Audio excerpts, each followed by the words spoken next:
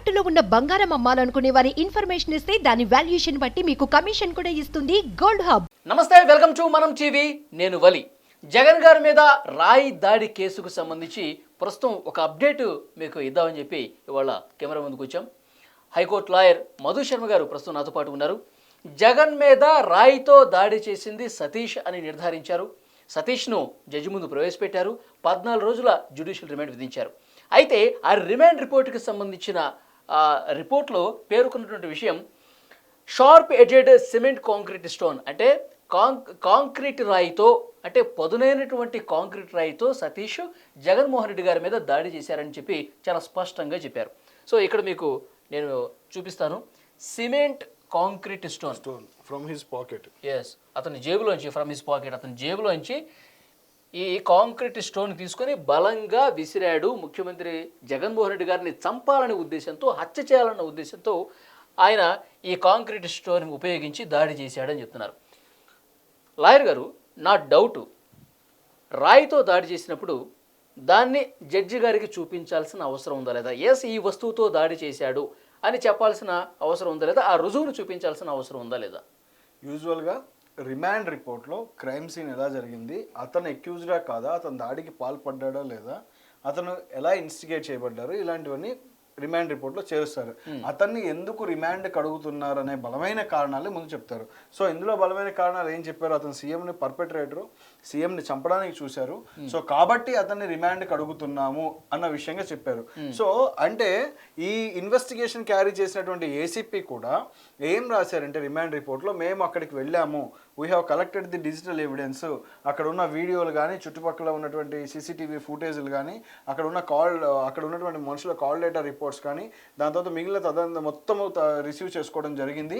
So plus మేము rough sketch కూడా prepare చేసామని చెప్పి ఇదంతా రాశారు. కానీ మేము ఆబ్జెక్ట్ ని ఫైండ్ అవుట్ చేసామనేది ఎక్కడా పెట్టలేదు. అంటే దాడి జరిగినటువంటి ఆబ్జెక్ట్ ని ఫైండ్ అవుట్ చేసామనేది బేసిక్ రిమాండ్ రిపోర్ట్ లోకి రాలేదు. అది కూడా చెప్పలేదు కదా. ఇంకొకటి స్టన్నింగ్ ఇష్యూ మనకి రిమాండ్ రిపోర్ట్ లో కూడా, కరెంటు పోయినప్పుడు దాడి జరిగింది అనేది కూడా రాయలేదు. అవును, ఇక్కడ రాయలేని వాళ్ళు మరి ఛార్జ్ షీట్ లో రాస్తారా లేదన్నది చూడాలి. మనం ఛార్జ్ షీట్లో వాళ్ళు అది రాస్తారా లేదని మనం వెయిట్ చేసి చూడాలి. ప్లస్ ఇంకొకటి ఏంటంటే, ఆబ్జెక్ట్ దొరికిందనే విషయాన్ని కూడా చెప్పలేదు. అంటే ఇంకొక బలమైన అనుమానం అందరూ లేవనెత్తున్న విషయం ఏంటంటే, ఒక పర్సన్ని ఫోర్స్ఫుల్గా మనం, అంటే వీళ్ళు ఏదైతే ఆ స్టోన్ని, షార్ప్ ఎడ్జ్డ్ కాంక్రీట్ స్టోన్ని సీఎం గారి మీదకి ఫోర్స్ఫుల్గా ఇసిరిన తర్వాత అది వెల్లంపల్లి గారి తగిలింది. అవును, అదే కదా మనం చూస్తున్న స్క్రోలింగ్ ఏదైనా కానీ మొత్తం అదే. అంటే ఒకళ్ళ మీదకి, అంటే ఇమీడియట్ గా ఒక వ్యక్తి మీదకి ఇసరంగానే అతనికి తగిలిన తర్వాత దాని ఫోర్స్ అనేది కొంత తగ్గుతుంది. అవునా కదా? సో జగన్మోహన్ రెడ్డి గారికి గాయం అయిందంటేనే అది కొంచెం బలంగా తగిలింది, దాంతో ఫోర్స్ అనేది తగ్గుతుంది. అక్కడ తగ్గిన తర్వాత మళ్ళీ నెక్స్ట్ ఇమీడియట్ పర్సన్ తగిలింది అని చెప్తున్నారు. సో వెల్లంపల్లి గారికి తగిలి కన్ను పోయేంత ఫోర్స్ గా నిజంగా తగిలిందా లేదనేది కూడా అది ఒక అనుమానాస్పదమైన విషయమే అని చెప్పాలి. ఎందుకు అంటే, ఒకవేళ వెల్లంపల్లి గారికి తగిలిన తర్వాత కింద పడిపోయి ఉండాలి. అంటే ఐదర్ అది ఎక్కడ పడి ఉండాలి, ఆ వెహికల్ టాప్ పైన అది ఉండాలి, లేదు అంటే దాని ముందు అద్దం మీదైనా పడి ఉండాలి. అద్దం మీద మనకేమైనా స్క్రాచెస్ కానీ, అవే వాళ్ళ వెహికల్ కి డ్యామేజ్ అయింది కానీ ఎక్కడ చెప్పలా, లేదా అటు కానీ ఇటు కానీ పక్కన పడి ఉండాలి. సో ఆ మూమెంట్ లో, అంత రష్ లో ముందు సీఎం ని ప్రొటెక్ట్ చేయడానికి మేము ఇంపార్టెన్స్ ఇచ్చాము, ఆబ్జెక్ట్ ని ఫైండ్ అవుట్ చేయడానికి మేము ఇంపార్టెన్స్ ఇవ్వలేదు అని గనక నిజంగా వాళ్ళు ఆ వాదన వినిపిస్తే, ఖచ్చితంగా క్లియర్ గా అతను రాయి విసిరింది సీఎం గారికి తగిలింది అన్న విజువల్ ని వాళ్ళు స్పష్టంగా ప్రొడ్యూస్ చేయాల్సిన అవసరం ఉంటుంది. అలాంటి సందర్భంలో అది గనక మిస్ అవుతుంటే కనుక బెనిఫిట్ ఆఫ్ డౌట్ కింద ఆయన బయటికి రావచ్చు, సతీష్ ని ఖచ్చితంగా బయటికి తీసుకురావచ్చు, అక్యూజ్డ్ ని ఖచ్చితంగా బయటికి తీసుకురావచ్చు. ఎందుకని, క్రైమ్ ఎస్టాబ్లిష్ జరగలేదు అని చెప్పొచ్చు ఇంతవరకు. అంటే యూజువల్ గా చిన్న వాటికే ప్రెస్ మీట్లు పెట్టి పబ్లిక్ కి చూపించే పోలీసులు ఇంత పెద్ద అటాక్ లో ఈ విధంగా దాడి జరిగింది అనేది చూపిపోవడం ఆశ్చర్యకరం. అంటే పోలీసులు వాళ్ళ కారణాలు వాళ్ళు చెప్పొచ్చు. ఎందుకని, ఒక్కసారి మేము నిజంగా ఇతను అటాక్ చేశాడు అని చెప్పి చూపిస్తున్నాం అక్యూజ్డ్ ని సమాజానికి అంటే, అతని అక్యూజ్డ్ కి మాకు భద్రత ఇవ్వడం కష్టం అవుతుంది. వైసీపీ కార్యకర్తలు మళ్ళీ తిరిగి అతని మీద దాడి చేసేటువంటి అవకాశం ఏమైనా ఉండొచ్చు. సో అతనికి మేము భద్రత ప్రొవైడ్ చేయలేము, సో అలాంటి కారణాల వల్ల మేము చూపించలేము కాబట్టి కోర్టు వరకే డైరెక్ట్ గా చూపిస్తాం. అంటే వీళ్ళు చూపించాల్సిన ప్రత్యేకమైన రూల్ కూడా లేదు, మనకి చూపించాల్సిన ప్రత్యేకమైన రూల్ కూడా లేదు. కోర్టు వారికి మాత్రం ఖచ్చితంగా చూపించాలి కాబట్టి కోర్టు వరకే చూపిస్తామని చెప్పొచ్చు. కానీ ఇక్కడ ఇతను పికప్ జేబులోంచి తీసాడు, ఆల్రెడీ అంతకు ముందే కలెక్ట్ చేసిన రాళ్ళని సీఎం మీదకి విసిరాడు అని మాత్రమే చెప్తున్నారు కానీ అది దొరికినట్టుగా కానీ. ఎందుకంటే ఇక్కడ మీరు చూడండి, రిమాండ్ రిపోర్ట్ అప్పుడు ఎన్క్లోజర్ సబ్మిట్ చేసిన లిస్ట్ మన దగ్గర ఉంది లాస్ట్ పేజ్ లో. Last page of remand report నిన్న కూడా మనం చూసి ఏమేమి ఎన్క్లోజర్స్ పెట్టారో చూసాము. ఆ ఎన్క్లోజర్ లో మాకు రాయిని ఫైండ్ అవుట్ చేసాము, ఆ రాయిని మేము సబ్మిట్ చేసామని ఎన్క్లోజర్స్ లో కానీ ఎక్కడ చేయలేదు. సో కాబట్టి ఈ కాల్ లెటర్ రిపోర్ట్స్ ఇవి మాత్రమే చూపించారు. ఇప్పుడు పర్టికులర్ గా ఈ కేసులో ఇక్కడ మీరు చూడొచ్చు, strongly thrown at the temporal part of the head of the honourable CM AP Jagan with an intention to cos deadly shot against him to away his life as per prior agreement of conspiracy.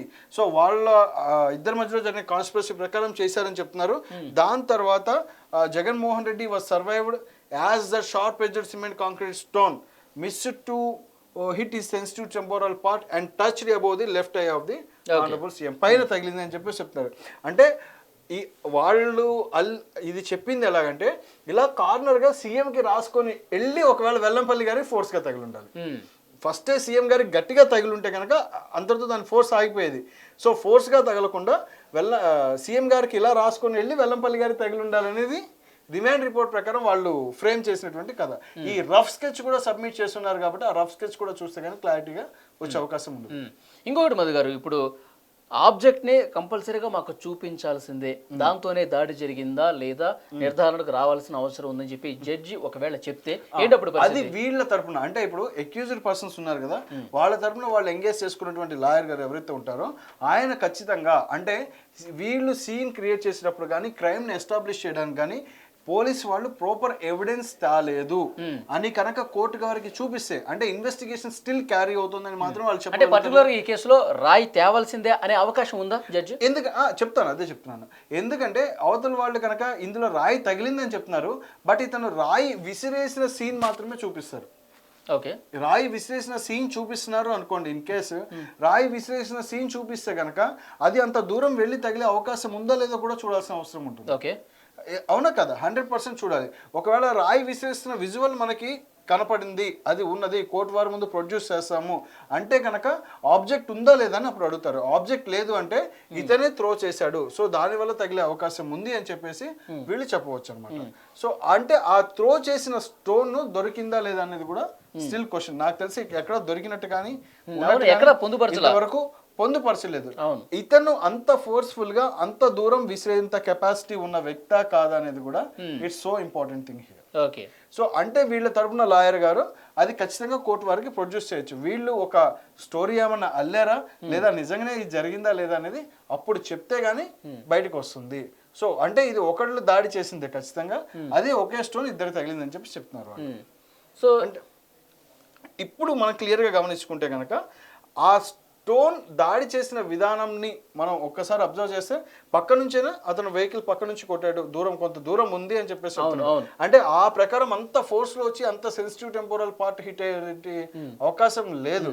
So చాలా మంది sir ఇప్పుడు జగన్ గారికి దాకతాయిగా చేసిన పని అయ్యింటే కనుక, అంటే ఇప్పుడు రాయితో దాడి చేశారా, అసలు రాయి తగలలేదని చెప్పి కొంతమంది దీన్ని వ్యతిరేకిస్తూ ఉన్నారు ఈ రిమైండ్ రిపోర్ట్ ని.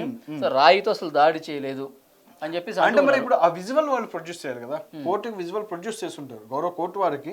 అతను అక్కడ స్టోన్ పికప్ చేసినప్పటి నుంచి కానీ అంతకు ముందు అతను తిరిగాడా, రెక్కి నిర్వహించాడా లేదా, సీఎం గారు రావడానికన్నా ముందు 2 రోజుల ముందు ఆ ప్రాంతంలో తిరిగి రెక్కి నిర్వహించి సీఎం ఇక్కడ ఆగుతారు. ఎందుకంటే సీఎం షెడ్యూల్ కూడా మనం చూసాం, ప్లాన్ కూడా ముందు తెలిసింది, ఈ మీదుగా ఆయన బస్సు యాత్ర వస్తుంది అని చెప్పేసి చూసాం. రెక్కి నిర్వహించి ఖచ్చితంగా సీఎంని ఈ పాయింట్లో నేను హిట్ చేయొచ్చు అని ముందుగానే ప్రీ ప్లాన్డ్గా ఉన్నాడా, లేదా అనవసరంగా అతను ఏదో ఆకతాయిగా ఏదన్నా నిజంగా అక్కడ ఉన్నటువంటి రాళ్ళను పికప్ చేసుకున్న దానికి కూడా ఓన్లీ ఇంకొక క్వశ్చన్ కూడా చెప్తున్నాను. అతను రాయి పికప్ చేసుకున్న విజువల్ ఉండి పాకెట్లో పెట్టుకున్న విజువల్ ఉండి అతను త్రో చేసినటువంటి విజువల్ లేకపోయినా సరే అతను నిర్దోషి. ఒకవేళ రాయిని పికప్ చేసుకుంటూ ఉన్నాడు కానీ త్రో చేసేది లేదు ఇన్ కేస్ అది కూడా లేకపోయినా అతను నిర్దోషిగా చెప్పొచ్చు. ఎవరు త్రో చేసినట్టు? మరి జేబులో రాయి పెట్టుకున్నంత మాత్రాన అతను దోషి అని మనం చెప్పలేం కదా, కొట్టాడు అని మనం చెప్పలేం. రాయి జేబులో ఉన్నంత మాత్రాన కొట్టాడు అని చెప్పలేం. అయితే ఇక్కడ త్రో చేసే విజువల్ ఉంది కానీ జగన్మోహన్ రెడ్డి గారికి ఇట్లా వచ్చి ఇక్కడ నుదుటి మీద తగిలే విజువల్ చాలా వరకు కనపడలేదని చెప్తున్నారు. మన వీడియోలో చూస్తే కనుక కనపడలేదు అన్నప్పుడు అది ముఖ్యమంత్రి గారు జస్ట్ ఇట్లా అని చెప్పి అనుకున్న అది విజువల్ అటెంప్ట్ టు మర్డర్ అయ్యే ఛాన్సే లేదు అప్పుడు. అది ఖచ్చితంగా 307కి అట్రాక్ట్ అయ్యే అవకాశమే లేదు. అటెంప్ట్ టు మర్డర్ అయ్యే ఛాన్సే లేదు. ఖచ్చితంగా ఇతను విసిరిన రాయే తగిలాడు అన్న ఆధారం లేనప్పుడు అది అటెంప్ట్ టు మర్డర్ ఎలా అవుతుంది? ఓకే, ఎలా అవుతుంది? నిజంగా అది అటెంప్ట్ టు మర్డర్ అవడానికి అవకాశం లేదు ఖచ్చితంగా. ఎందుకంటే ఒక పార్ట్ అతనికి ఇంజురీ అయింది కూడా అవన్నీ గ్రీవియస్ హర్ట్ అట్రాక్ట్ చేసే సెక్షన్స్ ఇన్ కేస్ చెప్పాలి అంటే. షార్ప్ ఎడ్జ్డ్ వెపన్తో అసలు రాయితో ఇంతవరకు ఇన్నేళ్ళలో భారతదేశంలో మనం రాయి విసిరి షార్ప్ ఎడ్జెస్ తో ఇన్ని చూసాము, ఇంత వివిఐపి అటాక్స్ చూసాము, అవును ఇన్ని చూసాము. ఒక రాయి తగిలి వివిఐపిని చంపాలనుకున్నారు అన్నది మీరు ఒక్కసారి అంటే ఎవరైనా సరే ఒక సామాన్యుడైనా చదువుకోని వాడైనా సరే ఆలోచిస్తే ఈజీగా అర్థమయ్యే విషయం అండి. అంటే రాయితో చంపాలని అంటే ఆ ఉద్దేశం ఉంది అని చెప్పేసి పోలీసులు చెప్తున్నారు. ఉద్దేశం ఉంది, రాయితో చంపాలనే ఉద్దేశం అనేది గిల్టీ ఆఫ్ మైండ్ వీళ్ళు ఎస్టాబ్లిష్ అంటే ఆయనకు ఆ గిల్టీ ఉంది, అతను ఖచ్చితంగా చేయాలి అనుకుంటున్నాడే అది ఎస్టాబ్లిష్ చేయాలి అనుకుంటున్నారా ప్రజలను తప్పించడానికి? ఇప్పుడు నిజంగానే వెళ్తున్నప్పుడు ఆ రాయే పికప్ చేసుకుంటే అది చంపేంత అవ్వకపోవచ్చు, జస్ట్ అటాక్ అవ్వచ్చు. అటాక్ అనేది రాయితో చంపుతారా అనేది ఎంతవరకు అండి? రాయితో చంపాలి అంటే ఇంకొక మాట కూడా, అంటే ఒక స్టోన్ తోటి అయితే మనిషి ఈజీగా చనిపోరు, ఖచ్చితంగా కంటిన్యూషన్ ఆఫ్ అటాక్ ఉండాలి. అంటే మాబ్ లేదు, ఒక్కడే ఉన్నాడు, అది షార్ప్ ఎడ్జ్ ఉంది, దాని షార్ప్నెస్ ఎంతో మనకు తెలియదు. ఒక ఆబ్జెక్ట్ మాత్రం కన్నుకు మాత్రం పోయినట్టుగా ప్లాస్టర్ అయితే వేసి ఉంది. ఆయన ఆపరేషన్ జీజీఎస్లో తీసుకున్నారో ఏం తీసుకున్నారో అదంతా అయితే రిపోర్ట్లో ఉంది. బట్ కానీ 100% నేను అనుకున్నది అయితే మాత్రం వాళ్ళు రాయి అయితే ప్రొడ్యూస్ చేసి ఉండరు అనేది నా అనుమానం. రాయి అసలు ప్రొడ్యూస్ చేయలేదు, ఇది నా అనుమానం మాత్రమే. ప్రొడ్యూస్ చేయలేదు. వాళ్ళు ఇచ్చిన రిమాండ్ రిపోర్ట్ లో కావచ్చు రాయి దొరికింది, దేంతో దాడి చేశారు అనేది మాత్రం చెప్పగలుగుతున్నారు, కానీ ఆ రాయిని మాత్రం సీఎం గారికి దాడి చేశారు అంటే ఇంకొక విషయం కూడా ఇక్కడ అర్థం చేసుకోవాల్సింది. సీఎం ని అటాక్ చేసిన వెంటనే ఏ వస్తువుతో అటాక్ చేశారు అనేది కూడా అది బయటికి రావాలి కదా. అంతే అలర్ట్ అయిపోయి ఇమీడియట్ గా రావాలి కదా.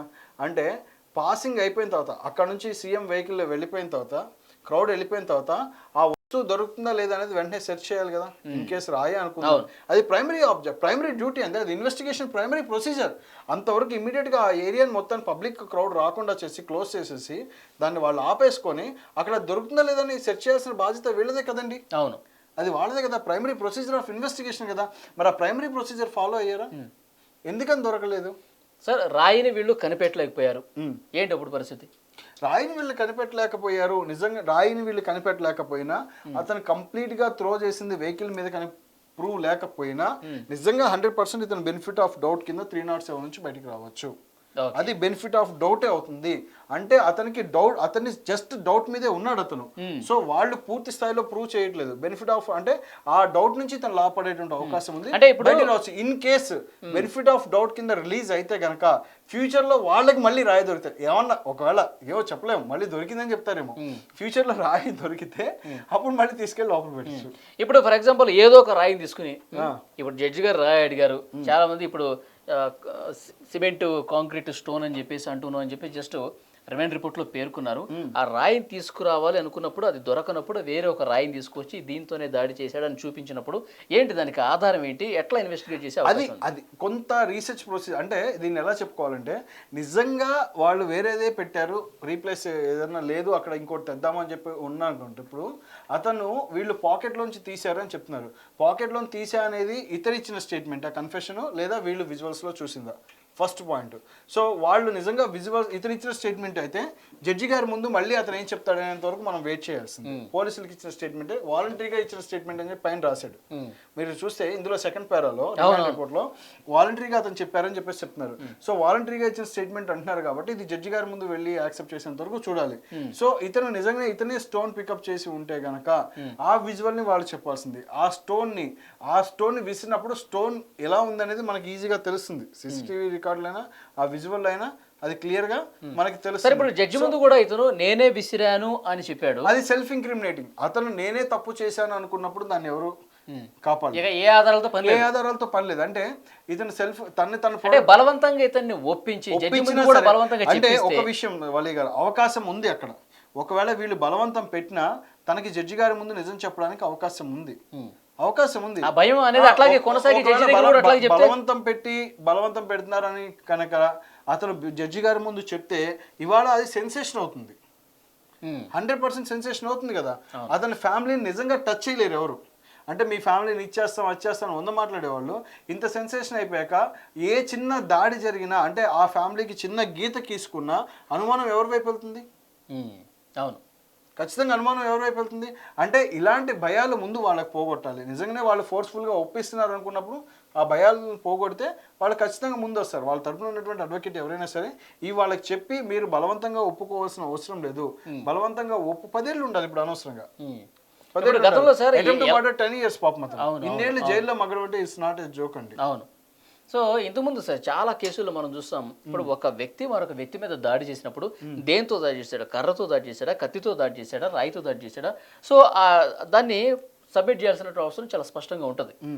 సో ఈ కేసులో మాత్రం అది కనిపించట్లేదు. అంటే వీళ్ళు ఇక్కడ ఏం చెప్పొచ్చు అంటే వీళ్ళకి ఇంకొక అవకాశం కూడా ఉంది.